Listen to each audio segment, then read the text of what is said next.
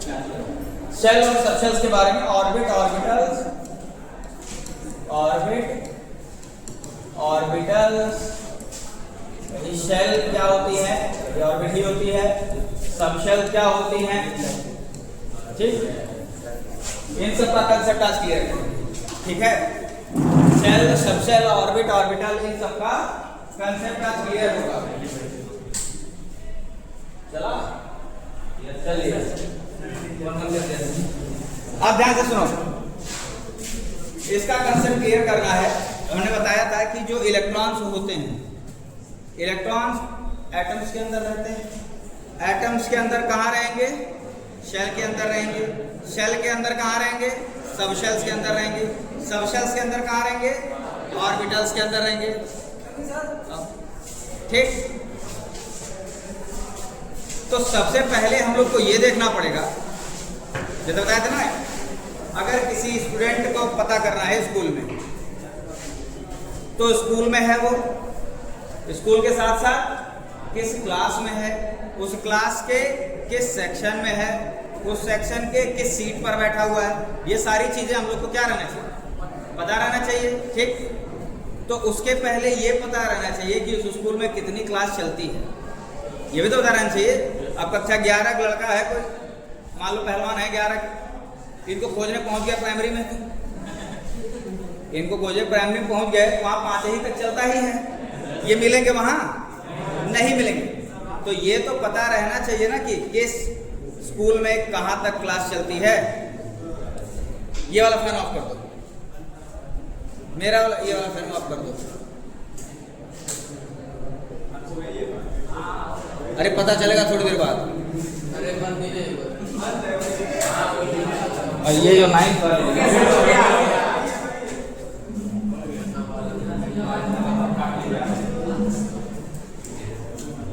तो सबसे पहले देख लेते हैं कि किस शेल में कितनी सबशेल होगी, किस सबशेल में कितने ऑर्बिटल होंगे और हर ऑर्बिटल में कितने इलेक्ट्रॉन्स होंगे। बात समझ में आ रही है? ठीक इसी तरह से समझ करके चलो। कंपेयर किससे करोगे? स्कूल से, क्लास से, सेक्शन से और अपनी सीट से।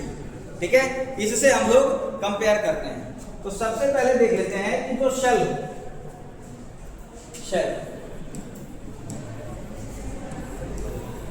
शेल हम लोग जानते हैं कि न्यूक्लियस है, इसके चारों तरफ, ठीक है, जो ऑर्बिट होती है, जिस ऑर्बिट में जो इलेक्ट्रॉन रिवॉल्व करते हैं उन्हीं को हम लोग क्या बोलते हैं? शेल बोलते हैं। और शेल एक्चुअल में होते क्या है?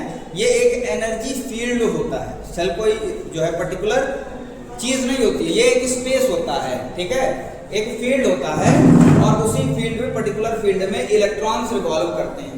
अब हम उस शेल के अंदर जाते हैं कि इलेक्ट्रॉन है कहां? उस शेल के अंदर। ठीक, उस शेल के अंदर होती हैं सबशेल्स।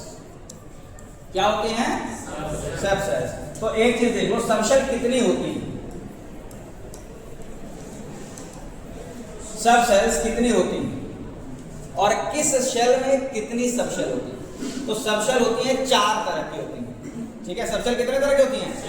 4 तरह की होती हैं। S subshell, P subshell, D subshell और F subshell. S subshell, P subshell, D subshell और एफ सबशेल। ठीक, मतलब एक भाई क्लास में गए, स्कूल में गए, अब स्कूल में हमारे पास कई सारी क्लासेस हैं।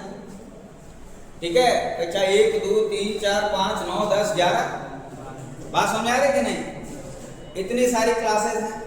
ठीक है, एस पी डी एफ, ये हमारे 4 तरह की सब शेल्स हो गए। तो इलेक्ट्रॉन हम लोग गए शेल में देखें, एस सबशेल में है कि पी में है कि डी में है कि एफ में है। समझ में आ रही बात कि नहीं? तो अभी ये चीज हमको जानना पड़ेगा कि किस शेल में कितनी सबशेल होगी, ये भी तो जानना पड़ेगा। जरूरी नहीं है कि हर शेल के अंदर ये चारों सबशेल हो, ये जरूरी नहीं होता है कि हर शेल के अंदर क्या हो? चारों सबशेल्स हो। तो वो चीज ध्यान से सुनना। जो फर्स्ट शेल होती है, पहली शेल जो न्यूक्लियस के एकदम नजदीक होती है, उसमें सिर्फ और सिर्फ एक सबशेल होती है। बात समझ आ रही ना? उसमें कितनी सबशेल होंगी? एक सबशेल होगी, वो होगी एस सबशेल। कोई समस्या? जो दूसरी शेल होगी उसमें दो सब शेल होंगी। कौन कौन सी? एस और पी। कोई समस्या? तीसरी में 3 हो जाएगी, एस पी और डी भी आ जाता है, और चौथा में एस भी आ जाता है, टी भी आ जाता है, डी भी और एफ। मतलब पहली शेल में सिर्फ एक सब शेल, दूसरी शेल में 2 सब शेल, ठीक। तीसरी शेल में 3 सब शेल और चौथी में 4। तो ये समझ में आ गया कि किस शेल में कितनी सब शेल होगी। इसमें कोई समस्या नहीं आएगी किसी को। इसका कंसेप्ट क्लियर है, याद रहेगा, कोई बहुत मुश्किल तो है नहीं। अब उस सब शेल के अंदर, ध्यान से सुनना, अब उस सब शेल के अंदर हम लोग पहुंच गए, और उस सब शेल के अंदर भी इलेक्ट्रॉन्स कहाँ हैं? अरे पहलवान, उस सब शेल के अंदर भी जो इलेक्ट्रॉन्स हैं वो इलेक्ट्रॉन्स ऑर्बिटल के अंदर रहते हैं। तो अब ये हमको जानना है कि हर शेल में कितनी सब शेल होती है और हर सब शेल में कितने ऑर्बिटल्स होते हैं। तो एसपीडीएफ को तो हमने ऐसे लिख दिया है, कोई समस्या नहीं। ऑर्बिटल्स को कैसे दिखाते हैं? ऑर्बिटल्स को जनरली हम लोग एक स्क्वायर बॉक्स में दिखाते हैं, ठीक है, एक स्क्वायर बॉक्स से दिखाते हैं। तो एस सब शेल में सिर्फ और सिर्फ एक ऑर्बिटल होती है। कितनी ऑर्बिटल होती हैं? कोई समस्या? पी में कितने ऑर्बिटल होंगे? 3 ऑर्बिटल होंगे। कितने ऑर्बिटल होंगे? 3 ऑर्बिटल होंगे। कोई समस्या? डी में कितने होंगे? 5 ऑर्बिटल होंगे, ठीक। और एफ में 7। इस चीज को कैसे दिखाते हैं? एस है, अच्छा मैंने बोला कि ऑर्बिटल्स को कैसे डिनोट करते हैं। ऑर्बिटल्स को हमको डिनोट करना हो तो ये स्क्वायर बॉक्स से दिखाएं। यानी कि अगर मैं कहूं एस के एक ऑर्बिटल, कोई समस्या? पी है, पी में कितने ऑर्बिटल? 3 ऑर्बिटल। डी में कितने ऑर्बिटल? 5। एफ में कितने? 7। ठीक है, 7 ऑर्बिटल। समझ में आ गई बात? अब हर ऑर्बिटल में, ठीक है, हर ऑर्बिटल में यही सब चीजें जीमान इफेक्ट और स्टार्क इफेक्ट से पता चली थी। जो हम लोग स्प्लिटिंग कर रहे थे ना, शेल की स्प्लिटिंग किए तो सब शेल्स मिला, सब शेल्स की स्प्लिटिंग किए तो ऑर्बिटल्स मिला।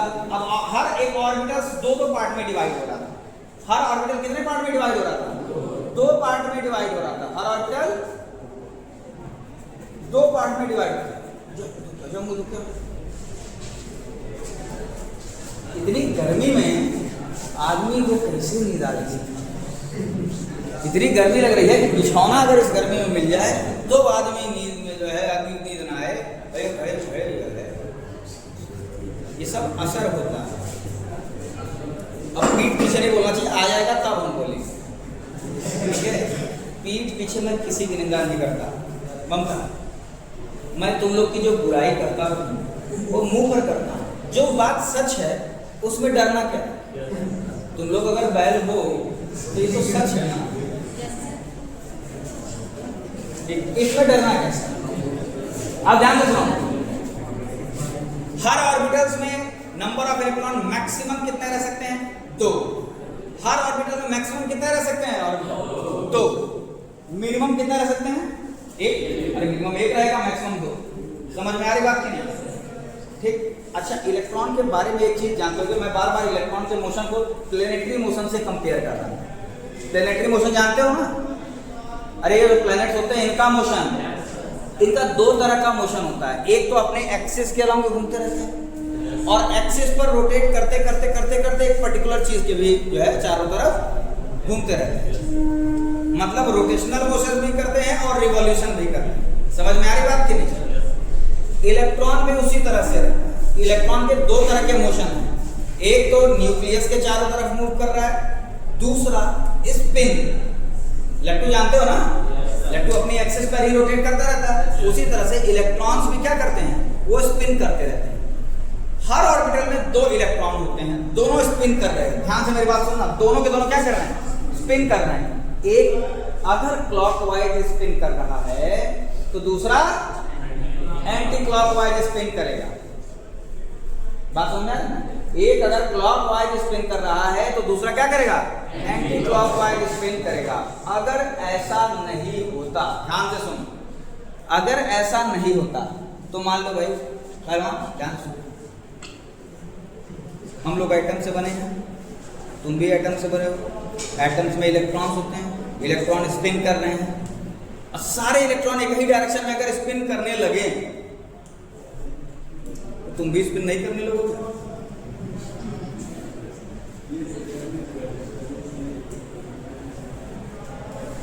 हालांकि ये होता नहीं है, होता है, उसके कारण एक मैग्नेटिक फील्ड जनरेट होती है, उसके कारण एक मैग्नेटिक फील्ड जनरेट होती है, क्योंकि वो चार्ज होता है ना, चार्ज मूव कर रहा है तो इलेक्ट्रिसिटी जहां पर रहेगी वहां पर मैग्नेटिज्म अपने आप आ जाता है। ध्यान से सुनो, इलेक्ट्रॉन को रिप्रेजेंट करते हैं एरो से, हाफ एरो से। एक एरो दिखाता है एक इलेक्ट्रॉन, ये बता रहा है क्लॉकवाइज स्पिन एक इलेक्ट्रॉन की, और ये बता रहा है एंटी क्लॉकवाइज। और अगर बुक्स में फुल एरो आपको दिखा हुआ मिल जाता है तो परेशान होने की जरूरत नहीं है, तो दिखा दो, क्या दिक्कत है। हाफ एरो से इसे क्लॉकवाइज दिखाते हैं। समझ में आ रही बात की नहीं? पी में कितने ऑर्बिटल्स हैं? हर ऑर्बिटल में मैक्सिमम कितने इलेक्ट्रॉन्स रह सकते हैं? तो पूरे के पूरे पी सबशेल में मैक्सिमम कितने इलेक्ट्रॉन्स रह सकते हैं? कितने रह सकते हैं? जोर से बोलो, मिलके बोलो, सारे बोलो। 1 2 3 4 5 6 इलेक्ट्रॉन हो गए। ये मैक्सिमम नंबर ऑफ इलेक्ट्रॉन है। मैक्सिमम मतलब जैसे इस पे 4 आदमी बैठ सकते हैं, 2 आदमी बैठ सकते हैं क्या? बिल्कुल बैठ सकते हैं। 4 जब बैठ सकते हैं तो 3 और 2 और 1 भी बैठ सकते हैं, ठीक? 5 नहीं बैठ सकते। इसकी हम बात करें, ठीक है? अब ये फिर शांत रहो, मैंने बार बार मना किया है, चीप दर्जे की कॉमेडी मत करो, ठीक है? हेल्दी कॉमेडी बढ़िया कॉमेडी, जिस पे एकदम मजा आए, हंसने का मन करे, लोग जाए आदमी हंसते हंसते। 4 नहीं सर 5 बैठे तो हैं, बहुत मजा आया, हंस रहे ना। डी में मैक्सिमम कितने इलेक्ट्रॉन्स आ सकते हैं? अरे डी में पूछ रहे हैं कभी? नींद में भी आदमी जो है सही बता दे, नींद में आदमी सही बता दे रहा है, और तुम लोग नॉर्मल हो 6 7 8 9 10 पहुंचते ही 1 2 3 4 5 6 7 8 9 10। ये सब इलेक्ट्रॉन्स हैं, एक क्लॉकवाइज स्पिन कर रहा है, एंटी क्लॉकवाइज। एफ में मैक्सिमम कितने हैं? क्या पढ़ के आए क्या कर सकते? चलो ठीक, रात भर जाके पढ़े, इसीलिए यहां सो रहे, ठीक? तो ये हो गया maximum number of electrons in one orbital. 2 होता है, इससे हमको ये पता चल गया कि किसमें कितने ऑर्बिटल्स होते हैं, ये पता चल गया। तो एक सब शेल में मैक्सिमम कितने इलेक्ट्रॉन्स होते हैं, ये पता चल गया। अब हम एक शेल में कितने इलेक्ट्रॉन्स होते हैं इसका कैलकुलेशन बड़े आराम से कर सकते हैं, ठीक है? एक सेल में कितने इलेक्ट्रॉन्स रह सकते हैं इसका कैलकुलेशन बड़े आराम से कर सकते हैं, ठीक है? कोई समस्या? यह है पहली शेल, यह है पहली शेल। पहली शेल में कुल कितने इलेक्ट्रॉन मैक्सिमम कितने रह सकते हैं? बहुत अच्छी। दूसरी में मैक्सिमम कितने रह सकते हैं? 6।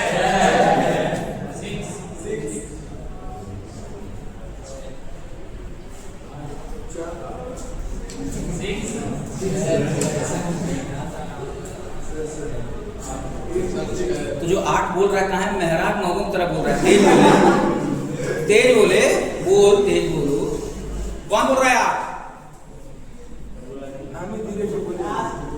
नहीं तू नहीं बोले, बोला तो वो है, धीरे से बोले हो तो सही है, 8 होंगे, ठीक है? क्योंकि दूसरी शेल में ये S के 2 इलेक्ट्रॉन और P, अच्छा ये 6 के इलेक्ट्रॉन कितने हो गए टोटल? 8। तीसरी में बहुत गंदे आदमी,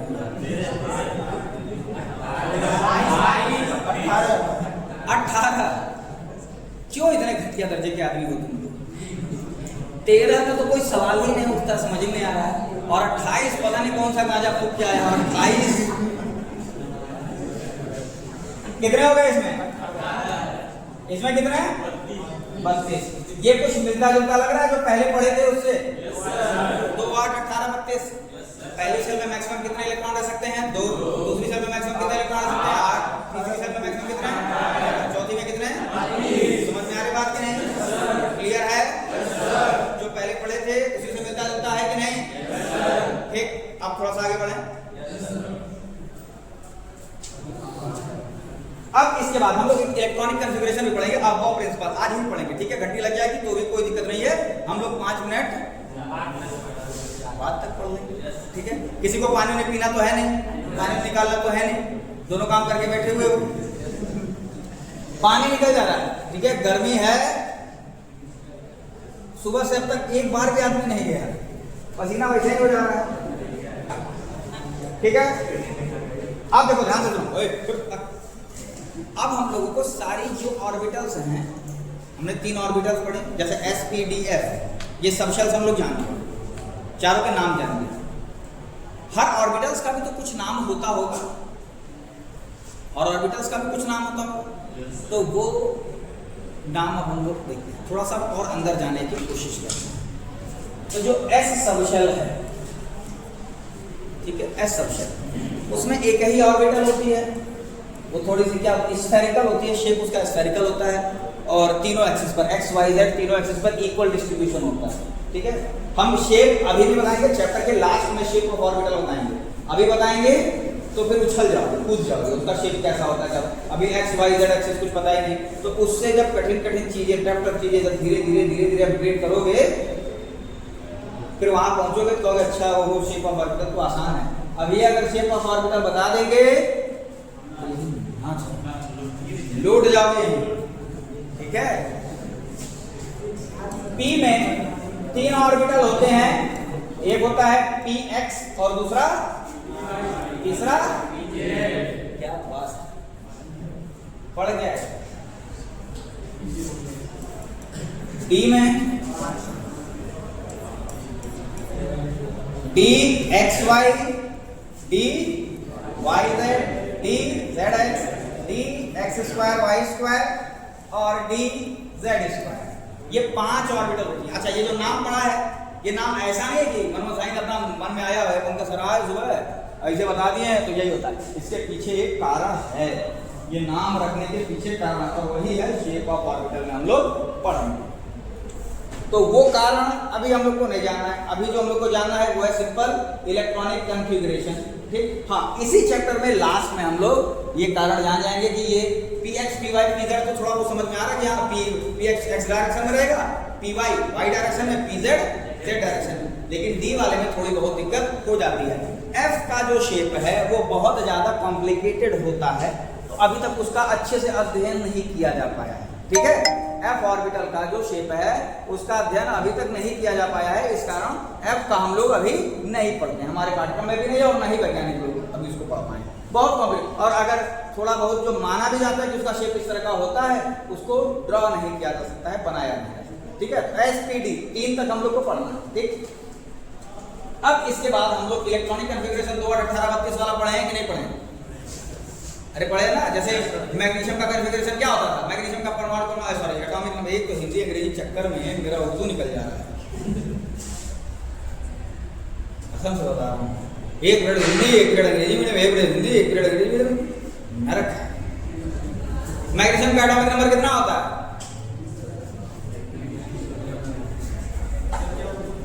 मैग्नीशियम का एटॉमिक नंबर कितना होता है गजेड़ी? 25, बहुत अच्छे, 12 होता है, ठीक है? अब इसका अगर कॉन्फ़िगरेशन करेंगे, ठीक है, अगर हम लोग इसका कॉन्फ़िगरेशन करेंगे तो 2 8 2 वो मैग्नीज होता है गधी। हाँ मैग्नीज, अच्छा मैग्नीशियम पूछे थे क्या? तो ये वाली जो एक्टिंग है ये हम भी बहुत किए हैं। अच्छा मैग्नीशियम पूछे थे, हमको लगा मैग्नीशियम पर, मैग्नीशियम का तो 12 होता ही है, तो पहले बताना चाहिए था ना, मैग्नीशियम का तो 12 ही होता है। तो 12 है, उसका कॉन्फ़िगरेशन करते थे 2 8 2, ठीक? ये नील्स बोर वाला जो बोरबरी का रूल है उस पर इलेक्ट्रॉनिक कॉन्फ़िगरेशन किया गया है, पढ़ा गया है। और अगर नहीं पढ़े हो तो घर जाना, टोटी खोलना, एक चुल्लू में पानी लेना और उसमें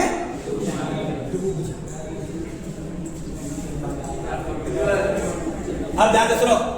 अब जो यहाँ कॉन्फ़िगरेशन पढ़ोगे वो कॉन्फ़िगरेशन थोड़ा सा अलग पढ़ोगे, इलेक्ट्रॉनिक कॉन्फ़िगरेशन। और इस इलेक्ट्रॉनिक कॉन्फ़िगरेशन के अलावा तुम्हें केमिस्ट्री में कुछ भी नहीं आएगा अगर इसको नहीं पढ़े, इसको नहीं समझे।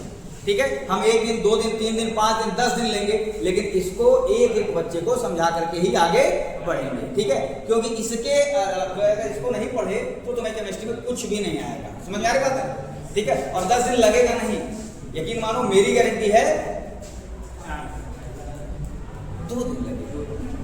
अगर पढ़वा आँख बंद के कान बंद कर बैठे रहो, उसके बाद पीरियड वक्त यार नहीं समझ में आया। पहली शेल में कितने सब शेल? 1s, दूसरी में 2s और 2p, मतलब दूसरे शेल की ऐसे सब शेल। पीछे पहलवान आज बहुत बात कर रहे हो, क्या बात है? डेली शांत रहते हो, आज डिस्टर्ब कर रहे हो। ठीक है, बहुत गर्मी लग रही है, पंखा बंद है।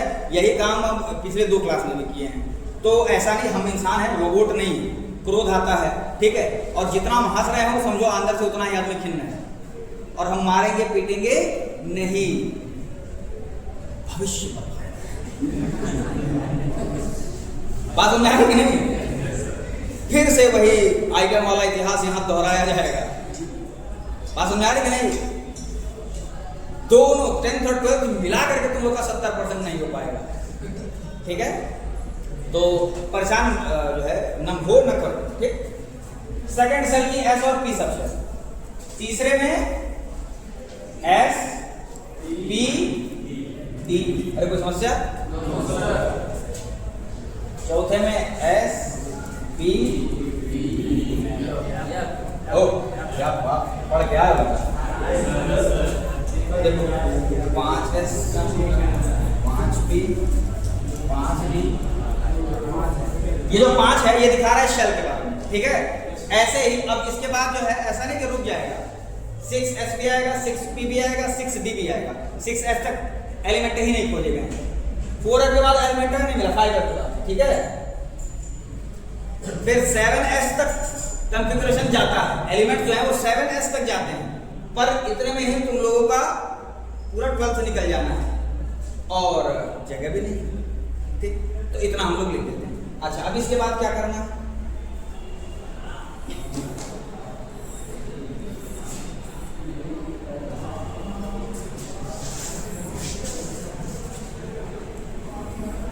ये क्या बनाए हैं? ये है रास्ता। ठीक है, ये किस चीज का रास्ता है? ध्यान से सुनना। ये रास्ता है एनर्जी का रास्ता। इस रास्ते पर चलते हैं तो जो पहले आएगा उसकी एनर्जी कम होगी, जो बाद में आएगा उसकी एनर्जी ज्यादा। बात समझ में आ रही है कि नहीं? इस रास्ते पर चलते हैं तो जो पहले आएगा उसकी एनर्जी कम होगी, जो बाद में आएगा उसकी एनर्जी ज्यादा होगी। और रास्ता शुरू होता है यहां से।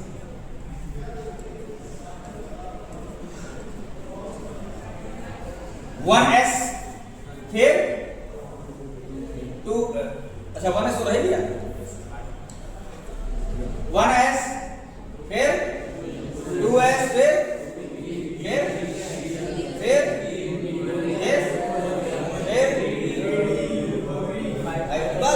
5s तक में जिंदगी बीत जानी चाहिए।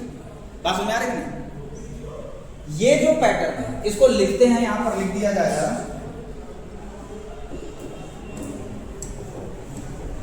इसको लिख दिया जाए 1s की एनर्जी कम, फिर 2s, फिर चल भाई देखिए 2s, फिर 2p, फिर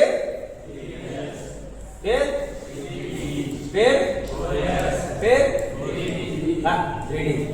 ठीक है, अच्छा ये ऐसा नहीं कि 3d बाहर है, 3d है अंदर, बाहर 4s है, मतलब चौथी शेल तो बाहर में है ना, 3d है पहले, लेकिन यहां पर 4s को पहले लिखा गया है, 3d को बाद में लिखा गया है। इसके पीछे का कारण अभी तुरंत सुन लो। ये हमने बोला ना एक एनर्जी का इंक्रीजिंग ऑर्डर है, एनर्जी का इंक्रीजिंग ऑर्डर है। इसका मतलब ये नहीं है कि 4s जो है वो तीसरी से पहले आ जाएगा, इलेक्ट्रॉन्स उसमें आ सकते हैं। ठीक वैसे ही जैसे मान लो कोई 12th क्लास का बच्चा है, 12th क्लास का कोई बच्चा है और कोई 11th क्लास का बच्चा है, पास कौन होगा? पहले 12th क्लास का बच्चा ही पास होगा। पहले कौन पास होगा? 12th क्लास का बच्चा ही पास होगा। लेकिन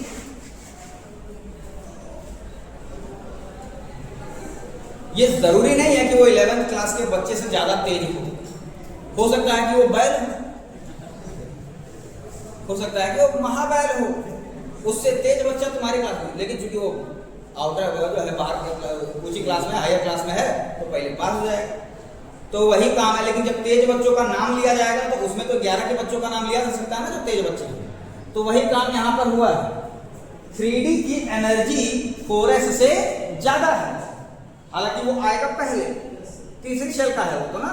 ठीक, अब यहां तक कर दे रहे, ये जिंक तक हो जाएगा। ये एनर्जी का इंक्रीजिंग ऑर्डर है। ठीक, अब ध्यान से सुनिए।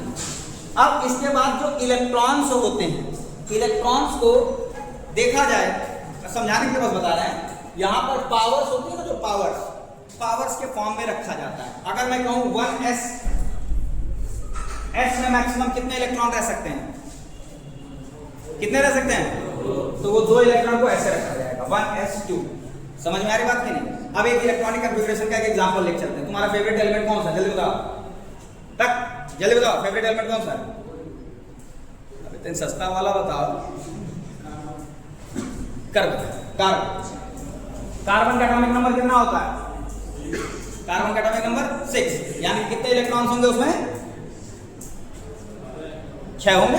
ठीक है, कार्बन का एटॉमिक नंबर जो होता है वही नंबर ऑफ इलेक्ट्रॉन्स उतने ही होते हैं। ठीक है, 6 इलेक्ट्रॉन। अब 6 इलेक्ट्रॉन को एडजस्ट करना है। सबसे पहले कौन है? 1s में कितने इलेक्ट्रॉन भर दें हम लोग? 2 भर दें। कितने बचे? कितने बचे? 4 के 4 किसमें भर दें? 2s में मैक्सिमम कितने आ सकते हैं? कितने आ सकते हैं? अरे मेरी तरफ ना, उधर देख के बताओ। s में मैक्सिमम कितने आ सकते हैं? कितने आ सकते हैं? कितने बचे अभी हमारे पास? 2 भर देते हैं, क्या दिक्कत है? 2 बच गया। अब इसके बाद 2s के बाद क्या है? 2p में मैक्सिमम कितने आ सकते हैं? अरे 2p का मतलब वही p में मैक्सिमम कितने आ सकते हैं? p में मैक्सिमम कितने आ सकते हैं? p में मैक्सिमम कितने आ सकते हैं? एक चीज याद रखना, कई बार होता है कि जिस दिन मैं चप्पल पहन के आया करूं, उस दिन उल्टा सीधा जवाब मत दिया करो। बड़ा आसान होता है, समझ आ रही बात ना? p में मैक्सिमम कितने इलेक्ट्रॉन आ सकते हैं?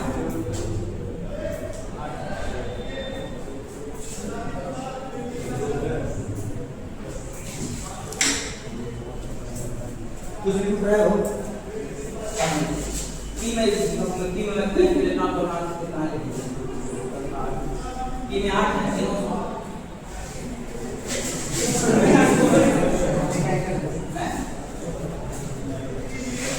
p में मैक्सिमम कितने इलेक्ट्रॉन आ सकते हैं? कितने आ सकते हैं? 6 इलेक्ट्रॉन आ सकते हैं। कितने हैं तुम्हारे पास बचे हुए? अभी 2 बचे। तो भरे 2 इसमें कि रहने दें? 2 भर दिए। 1s2 2s2 2p। ये हो गया इलेक्ट्रॉनिक कॉन्फ़िगरेशन किसका? कार्बन। ठीक, एक एलिमेंट और लेते हैं, वही मैग्नीशियम लिया जाए। मैग्नीशियम का एटॉमिक नंबर कितना? 12। कितने इलेक्ट्रॉन है मैग्नीशियम के बाद? 12 इलेक्ट्रॉन एडजस्ट करने। 1s में कितने रखे हैं? 2s में कितने रखे हैं? 2p में कितने रखे हैं? कितने बचे?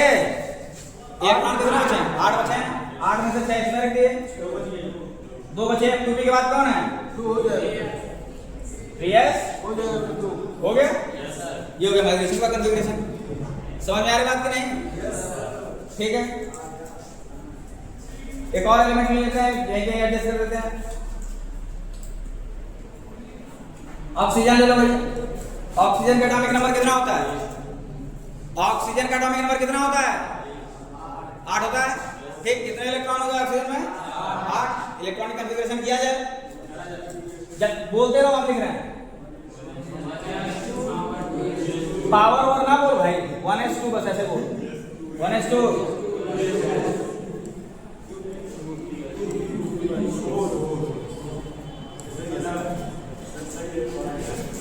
बात समझ में आ रही है कि नहीं? कोई दिक्कत? इलेक्ट्रॉनिक कॉन्फ़िगरेशन कर लोगे? करके दिखाओ। ये सामने है, रुको पहले लिख दे रहे हैं, वो सब नोट करो तुम लोग। तुरंत करके दिखाओ। मैग्नीशियम है,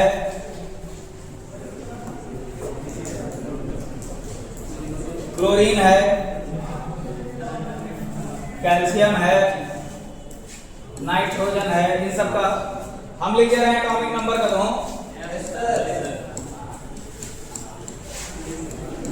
सबका इलेक्ट्रॉनिक कॉन्फ़िगरेशन करके दिखाओ सामने यहाँ पर। अच्छा पहले क्वेश्चन तो नोट कर लो, क्वेश्चन नोट कर लो सारे। सबका इलेक्ट्रॉनिक कॉन्फ़िगरेशन करके दिखाओ।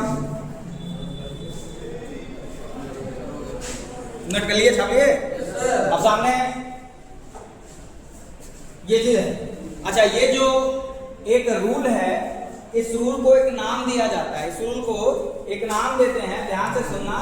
इस रूल को कहा जाता है अबबाउ रूल। क्या कहते हैं? अबबाउ रूल। अबबाउ कौन थे? कौन थे?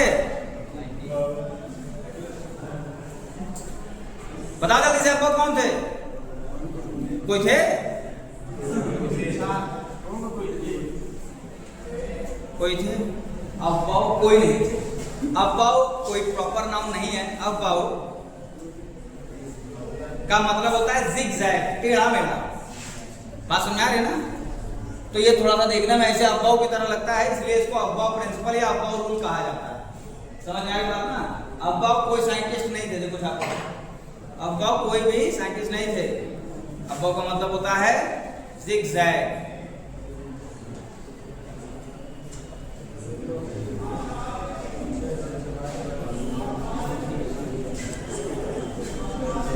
अब एटॉमिक नंबर 1 से लेकर के 30 तक सारा कॉन्फ़िगरेशन तुम लोग कर डालना,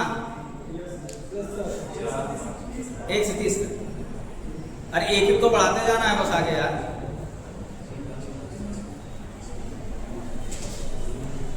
अपनी अपनी कॉपी में लिखो।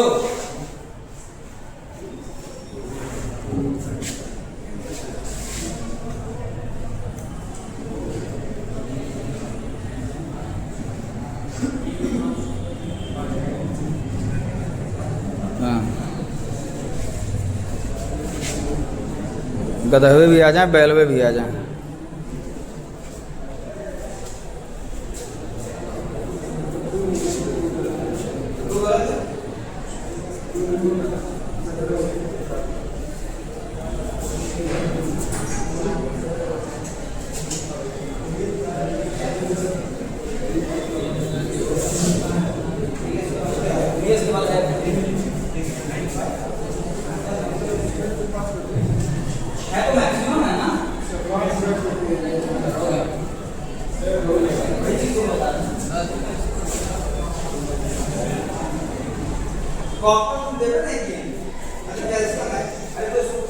हमारा कैल्शियम है,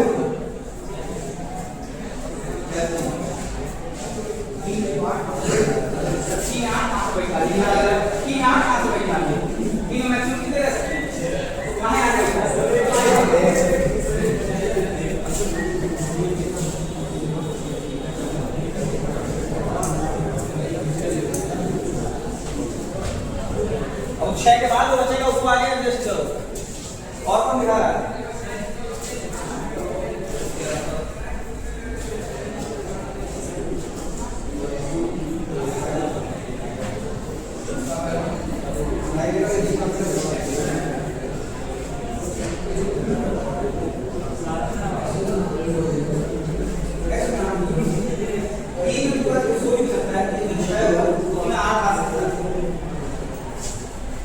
गलती हो गया।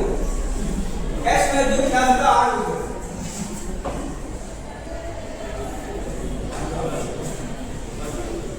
अरे एक सिक्के एक का हो गया तो मतलब बाकी सबका हो गया। इतना भाई जा रहा है।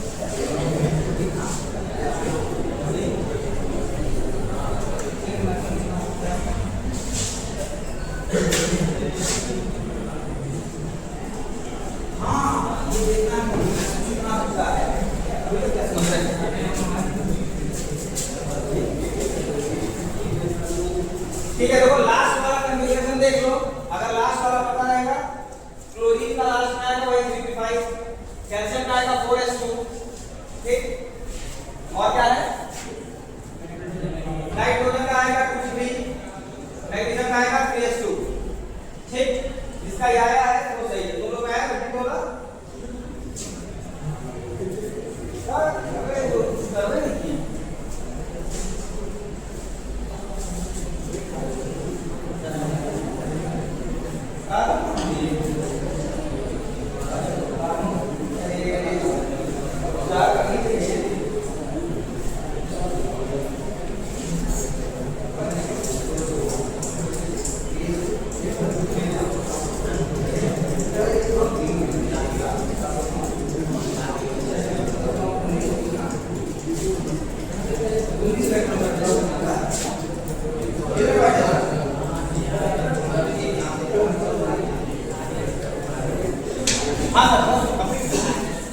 ठीक है। तो 1 से 30 तक इलेक्ट्रॉनिक कॉन्फ़िगरेशन कर लेना। अब हम लोग फिर कल मिलेंगे, ठीक है।